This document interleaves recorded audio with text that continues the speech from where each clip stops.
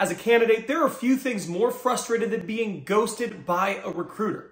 It is rude, it slows things down, and it's needless. But what can you do to avoid it? Well, I've been in recruitment for 13 years, and in today's video, I'm going to give you 3 great strategies to avoid being ghosted by the recruiter. Let's go.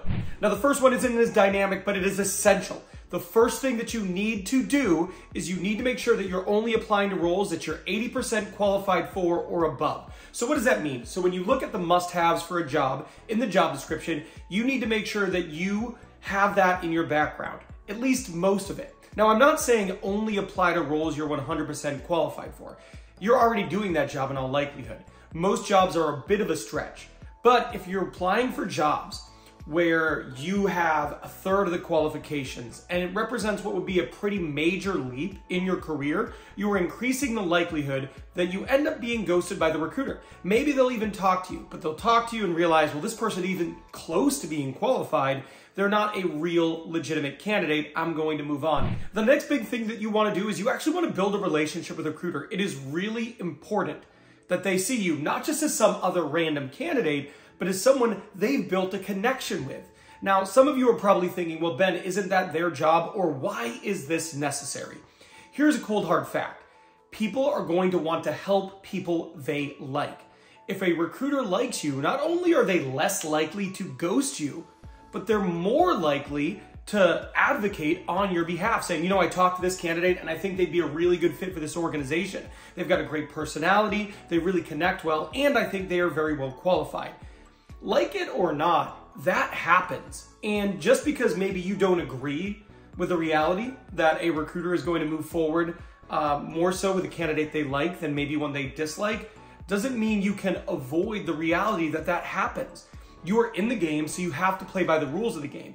And it is just the reality that you would be better off and better served if you built a good relationship with the recruiter as opposed to not. So how could you go about doing that? Well, there's a few things. One, you want to be friendly with them. Ask them, how was your weekend? Try to find things out about them. You know, what are their, find out about their family, occupation, recreation, dreams. That's called FORD. It's an acronym that we use to build relationships. But you can do that with your recruiter as well.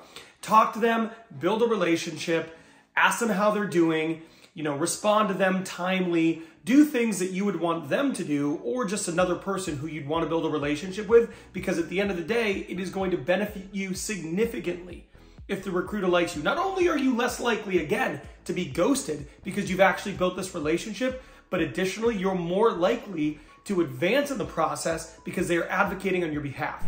By the way, if you're finding any value in this video, do me a favor and hit that like button. It is free and it helps me a ton and motivates me to make more videos. The next thing I want you to do, and this one is huge, when you apply for a job, before the recruiter even reaches out to you, go on LinkedIn and add the person in the organization who is the hiring manager.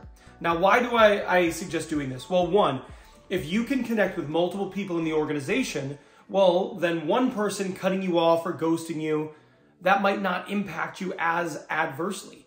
Because if the recruiter isn't getting back to you, but you've connected with the hiring manager, you can always reach out to them. But can also benefit you as a candidate. Because if you reach out to the hiring manager and let them know, hey, just so you know, I've applied to your position. I'm looking forward to getting the opportunity to interview for it. Here are my qualifications. I think I'd be a good fit because of A, B, and C. And in past roles, I was able to do blank, which had this impact on the organization. Something like that, a strong intro message that is polite, isn't asking for anything, but letting them know that you're interested and highly qualified. What you're gonna do there is you're also going to increase the likelihood that the hiring manager goes, hey, Ben, you're the recruiter for this role. This candidate reached out to me on LinkedIn and they said they applied. I am really interested in talking to this candidate, so I'm looking forward to you passing them on to me.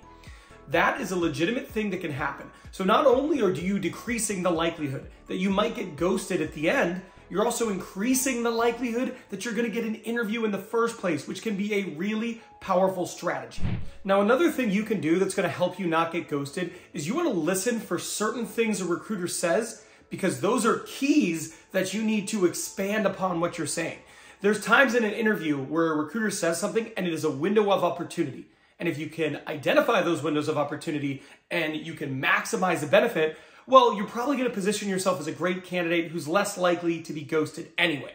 That's why I made this video here, because in this video, I cover 3 things that you need to be listening for so you can maximize that opportunity and increase the likelihood of you getting an offer. So I'm done here, but I will catch you over there. Let's go.